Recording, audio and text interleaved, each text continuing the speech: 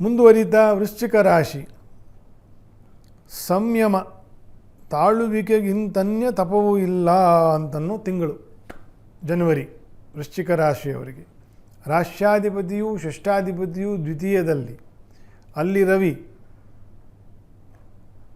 9ನೇ 10ನೇ ಮನೆಯ ಅಧಿಪತಿ.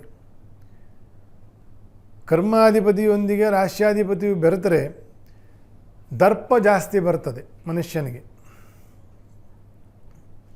ಆ ದರ್ಪದಿಂದ ಏನಾಗ್ತದೆ, ನಿಮ್ಮ ಸುತ್ತೂರ ಇರ್ತಕ್ಕಂಥ ಕೆಲವು ಹಿತಚಿಂತಕರು, ಹಿತವಂಚಕರು, ವೇಷ ತೊಟ್ಟುಕೊಂಡು ಒಳ್ಳೆಯವರು ಅಂತ ಅನ್ನಿಸ್ಕೊಂಡಿರ್ತಕ್ಕಂಥವರು, ಅಧಿಕಾರಿ ವರ್ಗದಲ್ಲಿ ಇರ್ತಕ್ಕಂಥವ್ರಿಗೆ ಹೆಚ್ಚು ಇದು ಅಪ್ಲೈ ಆಗುತ್ತೆ. ಜನರಲಿ ಕೂಡ ಹೀಗೆ ಆಗ್ತದೆ. ಈ ರೀತಿಯ ದೋಷಗಳಿಗೆ ನಮ್ಮ ದರ್ಪ ಜಾಸ್ತಿ ಆದಾಗ ಅವರೆಲ್ಲ ನಿಮ್ಮ ವಿರುದ್ಧ ಒಂದು ಅಸಮಾಧಾನ ಮಾಡ್ತಾರೆ. ನಿಮ್ಮ ಟೈಮ್ ಮೊದಲೇ ಕೆಟ್ಟಿದೆ. ಪಂಚಮ ಶನಿ, ಚತುರ್ಥ ರಾಹು, ಅಷ್ಟಮ ಗುರು, ರಾಶ್ಯಾಧಿಪತಿ ಷಷ್ಠಾಧಿಪತಿ ದ್ವಿತೀಯದಲ್ಲಿ, ಕರ್ಮಾಧಿಪತಿಯೊಂದಿಗೆ ಬುಧನ ಬಲ ಇಲ್ಲ,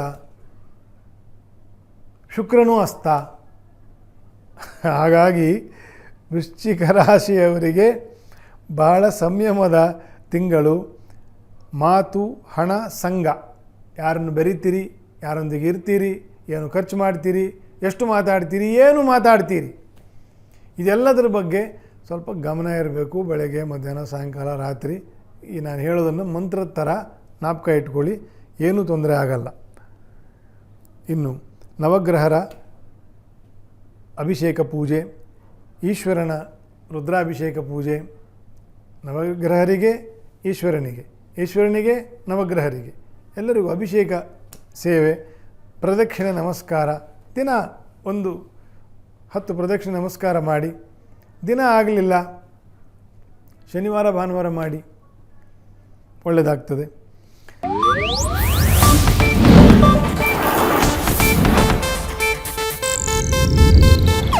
ಇದು ಏಷ್ಯಾನೆಟ್ ನ್ಯೂಸ್ ನೆಟ್ವರ್ಕ್ ಪ್ರಸ್ತುತಿ.